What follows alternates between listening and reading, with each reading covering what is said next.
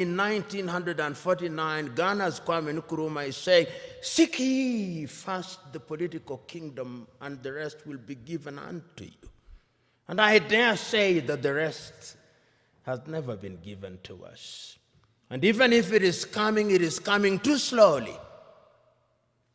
But it is instructive that at that time, the spirit was about the continent of Africa. We were conscious, the leaders were conscious that Africa decolonized without unity would remain weak. And of course, Africa is weak. The weakest continent on earth is this continent in which we are, our continent. So the struggle for independence was everywhere across the world, across the continent of Africa. So when on the 6th day of March, Ghana regained her independence as Ghana, it was then Gold Coast. I think the most eloquent and the most passionate warrior for Pan-Africanism was Nkrumah. He said on that day, and again later, that the independence of Ghana means nothing if the rest of Africa is not free. And he meant it, because when Ghana regained independence in 1957, 1 year later, Guinea regained her independence. A year later, the French Sudan, or what we now call Mali, regained her independence. They signed a pact to create what they call the African Union. They thought at that time that that would be Africa in her embryonic days. And they invited Patrice Emery Lumumba in 1961, but of course Emery Lumumba was then assassinated in the month of January 1961. And he won. This is one of the things that always stands out in my mind. That Nkrumah, of all leaders at that time, was able to see that if we were not united, we would go nowhere. So in 1958, he summons a meeting in Accra, Ghana, of the then independent African countries and tells them, if we don't unite now, the neo-colonialist is going to ensure that we remain disunited and we remain small, and they are going to ensure that the neo-colonial project continues. In 1961, on the first day of January, again in Casablanca, Morocco, he tells his audience, let us unite now, before each one of our leaders begins to get used to power. Central African Republic is so small that if we are not a part of an African Union, the French will come again. And they have come again.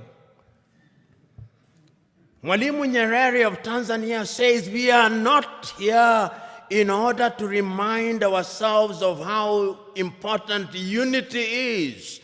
We are here to talk about the unity of Africa. The host, Emperor Haile Selassie of Ethiopia, says it is important for us to realize that we must make sacrifice for the future, because a disunited Africa will never realize our potential.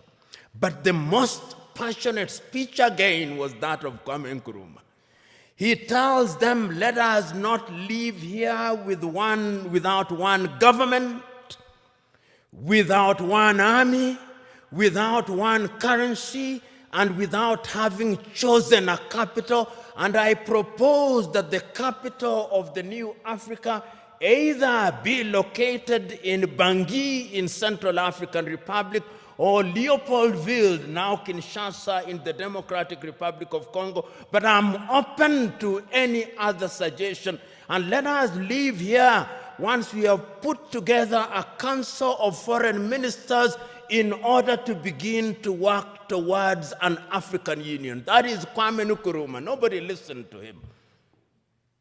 We ended up with the OAU, complete with the establishment of the liberation unit of it, which was headquartered in Dar es Salaam in the United Republic of Tanzania, which was spearheaded the decolonization of quite a number of countries at that time.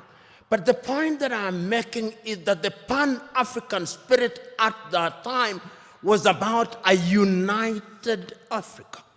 Because you will remember at that time that France never wanted to leave and has never left.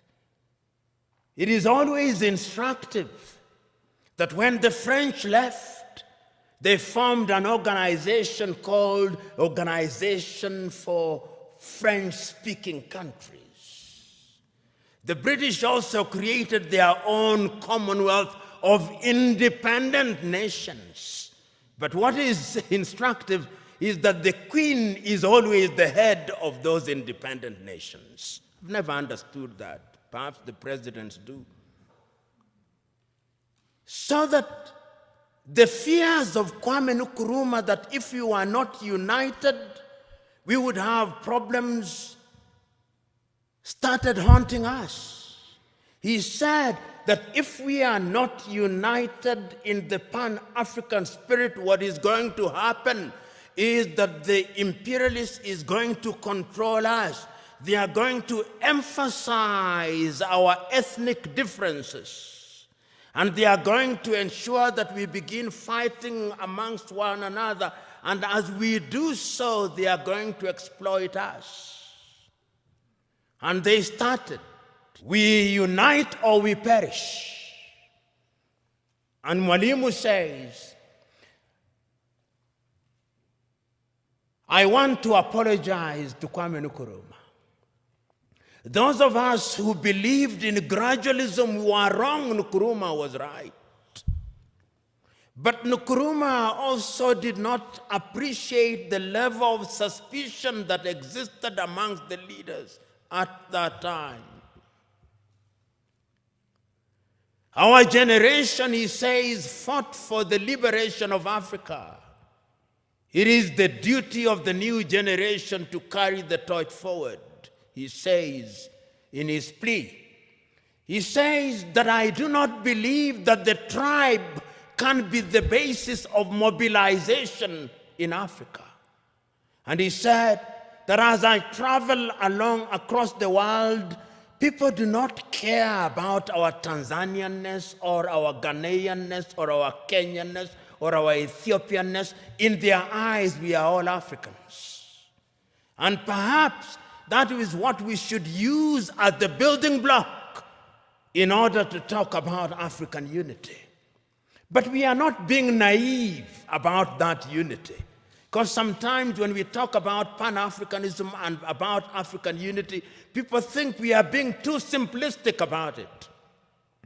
No, it is not being simplistic and being naive. It is recognizing that as long as we remain the way we are, then Africa in the next 25 years will be recolonized. You know, what is the state of Africa as I speak now? What is the state of your continent as we speak now? Because of our disunity. Because when we are disunited, then it is good for Europe and America. Look at the state of your continent as I speak. Conflicts of one kind or another. I'll name the countries just for you to know how bad it is, because that is how it is. Go to northern Mozambique.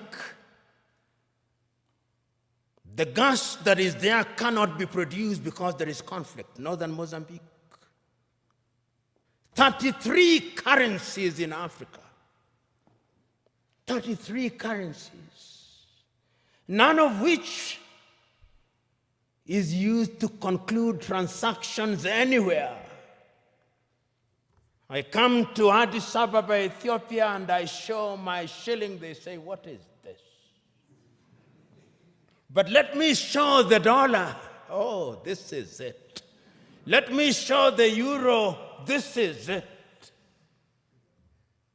80% of transactions in Africa are concluded outside of the continent in dollars. So you may have the Central Bank or the Federal Bank of Ethiopia, or Mickey Mouse. You may have the Central Bank of Kenya, Mickey Mouse. You may have all these 54 central banks useless, because we are not playing in the real league, we are playing in the small league. That is the state of the continent. Power in Africa is now sought by hook and crook and retained by hook and crook. Because the trappings of power are good. And permit me, when I am gone, even if I irritate you, in fact, perhaps my intention is to irritate you, so that you reflect upon what I'm going to say. And this is a personal thing. I'll give you an example. When I was appointed as the director of the Anti-Corruption Commission, I drove in the morning in my car with my driver. In the evening when I was leaving, there were 3 cars.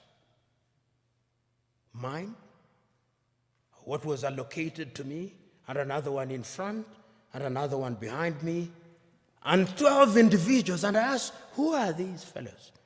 He said, these are your security. I said, I don't need my security. I don't need 2 cars, I only need 1 car. Because this thing you call security, this is spectacle. And throughout the period that I served, I had only 1 security and 1 car. And I say this because it is in the nature of power to make you use the things that you don't need. And once you get used to them, then without them, you feel empty and lonely. And you will find them. You'll be told, and many of you will love them. They are good. When doors are open for you, they are good. When you occupy front seats, it is good. When you are addressed Your Excellency, it is good. When you eat the best food, it is good. When you have security, it is good. But it can also dehumanize you. We can create a single Africa with a loose government, a confederal government,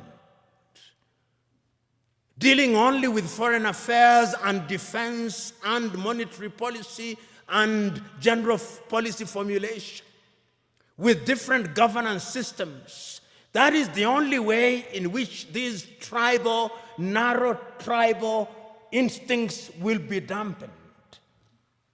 But as long as, and now I want to conclude, if we only see Pan-Africanism as sentimentalism, as a romantic idea about which we debate, and we remain as we are, then this is the Africa that I see. This is the Africa that I see in 25 years' time. Many Africans, either legally or otherwise, will break into different autonomous countries.